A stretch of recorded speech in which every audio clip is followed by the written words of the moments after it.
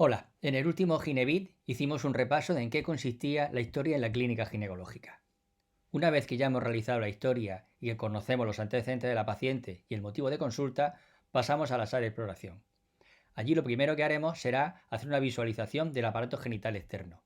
Veremos la vulva, veremos cómo está la entrada a la vagina, cómo están los labios, si existe alguna alteración congénita que todavía persista, si ha habido alguna lesión a ese nivel o si ha aparecido alguna patología en la zona vulvovaginal. Posteriormente introduciremos el espéculo, ese odioso aparato, con lo cual nos permitirá ver tanto la vagina como el final de la vagina al fondo donde se encuentra el cuello del útero. Valoraremos si existen nódulos, si existen desgarros, alguna alteración o si existe alguna lesión a ese nivel, que pudiera ser benigna o por supuesto maligna. Posteriormente realizaremos una citología. La citología consiste en pasar una espátula o introducir un hisopo dentro del cuello para tomar células descamadas. No damos ningún pellizco, como se suele decir, no. Lo único que se hace es pasar esa espátula y ese hisopo para recoger esas células que se están descamando. Es como si yo pasara la uña por encima de mi mano y luego lo extendiera en un cristal. Y eso es lo que hacemos. Remitimos ese cristal al patólogo una vez fijado y nos dará un informe de las células que ha encontrado. De ese modo podemos hacer un diagnóstico precoz de lesiones precursoras de cáncer de cuello, que es lo que pretendemos. Es decir, lo único que queremos con la citología es discriminar a qué mujeres estudiamos y a cuáles no en cuanto a lesiones que puedan tener alteración, que puedan desarrollar un cáncer de cuello. Hemos de insistir en que la citología es solo para diagnóstico precoz de cáncer de cuello, no para otros cánceres ginecológicos. Y además que la citología no sirve de diagnóstico. Si tenemos alguna alteración, debemos hacer una colposcopia, que es mirar el cuello con una lupa, sería motivo de otro Ginebit, y por supuesto tomar una biopsia, que esa sí es diagnóstica y es lo que nos va a dar realmente el diagnóstico, como decíamos, de la lesión. En la actualidad sabemos, como decíamos en el Ginebit anterior, que las lesiones del cuello están provocadas por un virus. Estamos hablando de una infección que se transmite principalmente por vía sexual, el virus del papiloma humano, del que hablábamos de la prevención primaria con la vacunación. En la actualidad, lo que hacemos es hacer un tipaje del virus del papiloma humano para saber si ese virus está presente o no. Es un virus muy prevalente, con lo cual mucha gente puede tenerlo y eso no significa que vaya a desarrollar nada. Lo que sí sabemos es que si no existe virus, no existe posibilidad de que haya cáncer, puesto que la presencia del virus, la infección del virus y sobre todo la persistencia es causa necesaria para que se desarrolle este cáncer.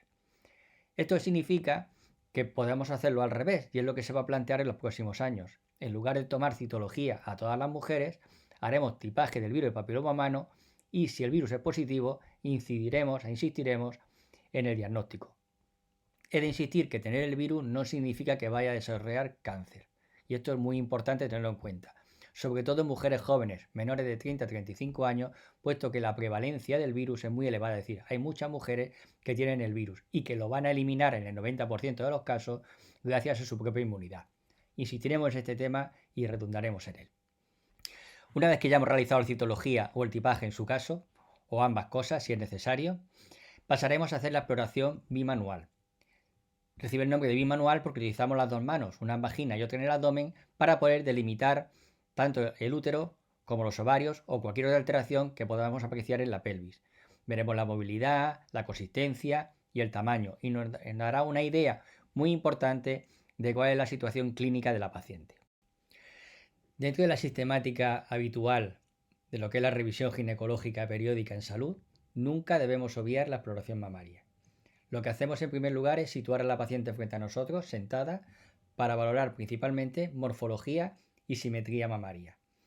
Posteriormente le pediremos que eleve los brazos para ver si existe alguna retracción que nos pueda poner sobre aviso de que existe alguna lesión a ese nivel y haremos también una exploración que nunca se debe obviar tampoco de lo que es la axila, para valorar si existe alguna adenopatía que también nos pueda hacer sospechar que existe patología que en muchos casos no se palpa en la mama y sin embargo la podemos diagnosticar por ganglios axilares supuestamente o clínicamente patológicos. Posteriormente solicitaremos a la paciente que se tumbe con las manos debajo de la nuca y podremos hacer una exploración mamaria mediante palpación. En primer lugar lo haremos apoyándonos sobre el plano duro de las costillas porque ahí se palpará mejor si existe algún nódulo o alguna alteración a ese nivel, alguna placa o alguna mayor densidad que la podemos encontrar. Y también haremos una exploración con la yema de los dedos, porque de esa manera se aumenta también la sensibilidad de la exploración mamaria. También debemos explorar la areola y el pezón para ver si hay alguna alteración morfológica o existen secreciones anormales que nos puedan orientar a buscar alguna patología. Posteriormente pasaremos a realizar una ecografía. La ecografía nos ha aportado mucho no solo en obstetricia, sino también en el diagnóstico ginecológico. De esa forma valoraremos el aparato genital interno con mucha precisión. Veremos el útero, cómo es su consistencia, su tamaño, su morfología. Veremos la pared uterina, valoraremos el endometrio, es decir, lo que sangra todos los meses con la regla, de forma que si hay alguna alteración a ese nivel también la podemos encontrar.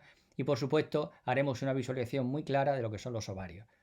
Podemos descartar si existe alguna alteración e incluso valoraremos también si hay con el Doppler alguna alteración en cuanto al flujo que nos pueda inducir pensar que existe alguna alteración a ese nivel, sobre todo alguna neoformación, es decir, formaciones más vascularizadas que podrían estar asociadas a lesiones malignas en el aparato genital interno.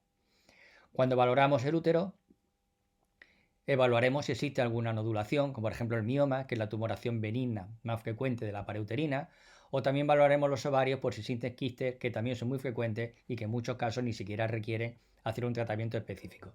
Todos estos temas los iremos abordando progresivamente en sucesivos Ginebit. He querido finalizar estas exposiciones acerca de lo que es la revisión ginecológica en salud con esta escultura que compré en Kinshasa, en el Congo, este verano, donde estuvimos de cooperación, porque refleja muy bien cómo era la asistencia al parto, sobre todo en el medio rural, en estas áreas geográficas. Nosotros hoy disponemos de una amplia tecnología puesta en nuestras manos para mejorar la salud de los pacientes.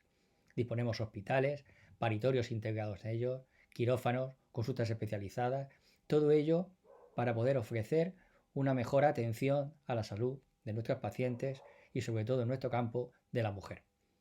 En estas exposiciones nos hemos centrado solo en los aspectos ginecológicos, pero hemos de insistir que la revisión en salud no solo va a consistir en poder abordar estos aspectos.